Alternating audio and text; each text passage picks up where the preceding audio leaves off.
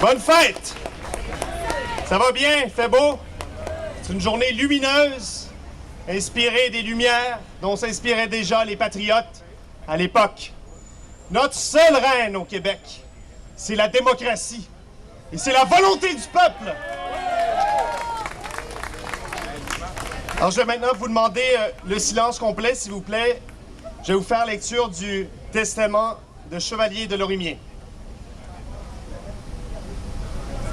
Testament Chevalier de Lorimier. Le public, et mes amis en particulier, attendent peut-être une déclaration sincère de mes sentiments.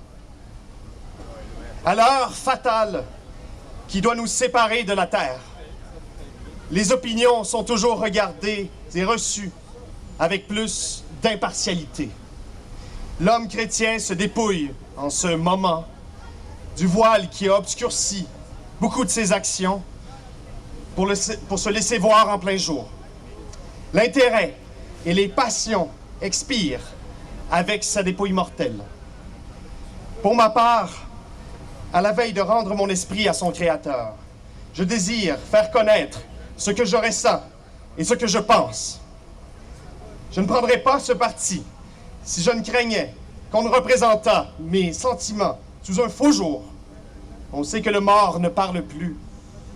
Et la même raison d'État qui me fait expier sur l'échafaud ma conduite politique pourrait bien forger des comptes à mon égard.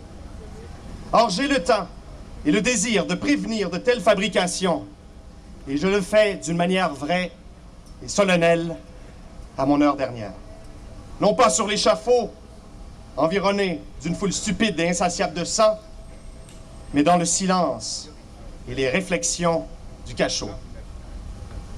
Je meurs sans remords. Je ne désirais que le bien de mon pays dans l'insurrection et l'indépendance. Mes vues et mes actions étaient sincères. Elles n'ont été entachées d'aucun des crimes qui déshonorent l'humanité et qui ne sont que trop communs dans l'effervescence des passions déchaînées. Depuis 17 à 18 ans, j'ai pris une part active dans presque tous les mouvements populaires, et toujours avec conviction et sincérité. Mes efforts ont été pour l'indépendance de mes compatriotes. Nous avons été malheureux jusqu'à ce jour. La mort a déjà décimé plusieurs de mes collaborateurs. Beaucoup gémissent dans les fers, un plus grand nombre sur la terre d'exil, avec leurs propriétés détruites, leurs familles abandonnées, sans ressources, aux rigueurs d'un hiver canadien. Malgré tant d'infortunes, mon cœur entretient encore du courage et des espérances pour l'avenir. Mes amis et mes enfants verront de meilleurs jours. Ils seront libres. Un pressentiment certain, ma conscience tranquille me l'assure. Voilà ce qui me remplit de joie quand tout est désolation et douleur autour de moi. Les plaies de mon pays se cicatriseront après les malheurs de l'anarchie et d'une révolution sanglante. Le paisible Canadien verra renaître le bonheur et la liberté sur le Saint-Laurent. Tout concourt à ce but. Les exécutions même, le sang et les larmes versées sur l'autel de la liberté arrosent aujourd'hui les racines de l'arbre qui fera flotter le drapeau marqué de 2 étoiles des Canadiens. Je laisse des enfants qui n'ont pour héritage que le souvenir de mes malheurs. Pauvres orphelins, c'est vous que je plains. C'est vous que la main ensanglantée et arbitraire de la loi martiale frappe par ma mort. Vous n'aurez pas connu les douceurs et les avantages d'embrasser votre père aux jours d'allégresse, aux jours de fête.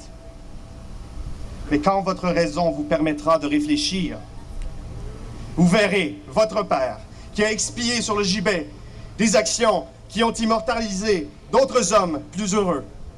Le crime de votre père est dans l'irréussite. Si le succès eût accompagné ces tentatives, on eût honoré ces actions d'une mention honorable. Le crime, et non pas l'échafaud, fait la honte. Des hommes au mérite supérieur au mien ont battu déjà la triste voie qui me reste à parcourir de la prison obscure au gibet. Pauvres enfants, vous n'aurez plus qu'une mère tendre et désolée pour soutien. Si jamais ma mort et mes sacrifices vous réduisaient à l'indigence, demandez quelquefois en mon nom, je ne fus moi-même jamais insensible au malheur de mes semblables. Quant à vous, mes compatriotes, mon exécution et celle de mes compatriotes d'échafaud vous seront utiles. Puisse-t-elle vous démontrer ce que vous devez attendre du gouvernement anglais? Je n'ai plus que quelques heures à vivre et j'ai voulu partager ce temps précieux entre mes devoirs religieux et ceux dus à mes compatriotes. Pour eux, je meurs sur le gibet de la mort infâme du meurtrier. Pour eux, je me sépare de mes jeunes enfants et de mon épouse sans autre appui. Et pour eux, je meurs en m'écriant « Vive la liberté! Vive l'indépendance! »